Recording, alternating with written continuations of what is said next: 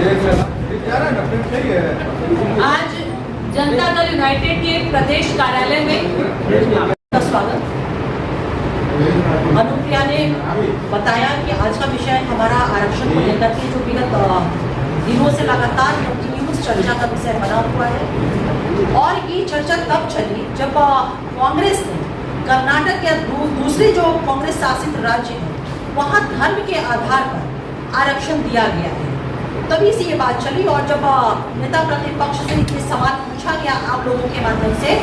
तो वो विषय को मुझे लगता है कि उन्होंने नहीं समझा और सीधे उन्होंने कर्पूरी मॉडल की चर्चा की। कर्पूरी ठाकुर साहब ने जो अपने शासनकाल में आरक्षण दिया था उसकी चर्चा की। तो मैं आपके माध्यम से नेता प्रतिपक्ष को ये कहना चाहती हूँ कि जननायक कर्पूरी ठाकुर साहब का जो आरक्षण मॉडल था वो कोई धर्म के आधार पर नहीं था, क्योंकि संविधान में जो आरक्षण की व्यवस्था की गई है वो धर्म के आधार पर नहीं है, बल्कि सामाजिक, शैक्षणिक और आर्थिक आधार पर है। और इसी के आधार पर मंडल कमीशन की रिपोर्ट या फिर मुंगेरी लाल कमीशन की जो सिफारिशें थी,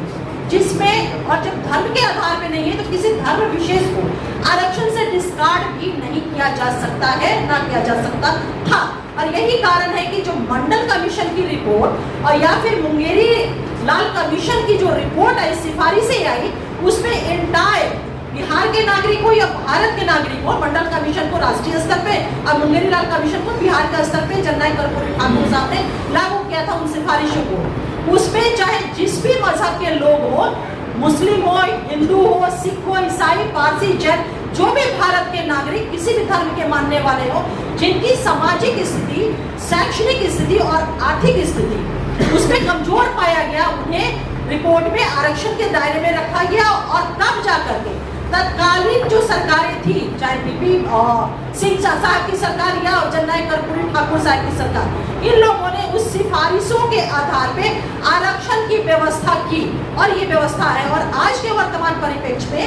माननीय मुख्यमंत्री और हम सभी के सर्वमान्य नेता श्री नीतीश कुमार जी ने जननायक कर्पूरी ठाकुर साहब का जो फॉर्मूला था, जो नेता प्रतिपक्ष का कर्पूरी फॉर्मूला, वो क्या था? 12% अति पिछड़ा, 8% पिछड़ा, 3%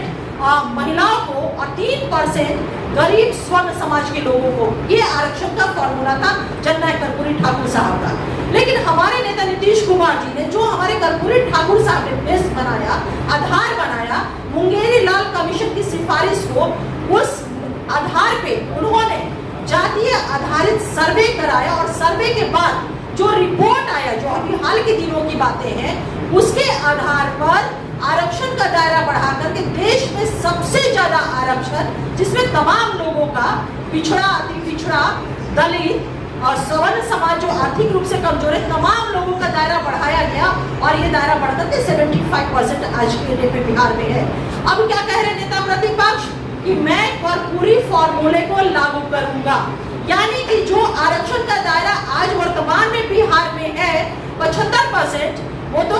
जननायक कर्पूरी ठाकुर के समय में 12%, 8%, 3% और 3% था, फिर पुनः वहां ले जाने की बात कर रहे हैं। तो नेता प्रतिपक्ष तो आरक्षण के जो दायरे हैं उसको घटाने की बात कर रहे हैं। तो ये हमारा सवाल उनसे होगा और मैं उनसे आपके माध्यम से जरूर कहूंगी कि देखिए, बिहार की जनता, बिहार के लोग और हमारे नेता नीतीश कुमार जी जननायक भारत रत्न कर्पूरी ठाकुर साहब के नीतियों पे, उनके सिद्धांतों पे, उनके दर्शन पे ही काम करके उनकी नीतियों को आगे बढ़ाए हैं और बढ़ा करके आज बिहार को विकसित बिहार बनाने की दिशा में तेजी से अग्रसर है। तो जो दायरा बढ़ा हुआ है तेजस्वी यादव जी, उस दायरे को कम करने का प्रयास तो दूर वो सोच भी नहीं सकते हैं। नहीं तो बिहार की जनता ने 2019 में उन्हें शून्य पे आउट किया था, इस बार भी उन्हें बिहार की जनता शून्य पर ही आउट करेगी। मैं आगे की बातों के लिए अपने राष्ट्रीय